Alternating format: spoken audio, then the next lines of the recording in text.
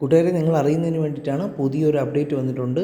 വനിതാ civil excise ഓഫീസറുടെ ലിസ്റ്റിലേക്ക് 98 പേരെ നിയമിക്കുന്നു. ഇപ്പോൾ ലഹരിയുമായി ബന്ധപ്പെട്ട് ഒരുപാട് പ്രശ്നങ്ങൾ നടക്കുന്നത് കൊണ്ട് എക്സൈസ് വകുപ്പ് ശുപാർശ ധനവകുപ്പ് അംഗീകരിക്കാനുണ്ടായത്. അപ്പോൾ ഫയൽ CMൻ്റെ പക്കലുണ്ട്. അപ്പോൾ എത്രയും വേഗം ഈ നിയമനം നടക്കുന്നതായിരിക്കും.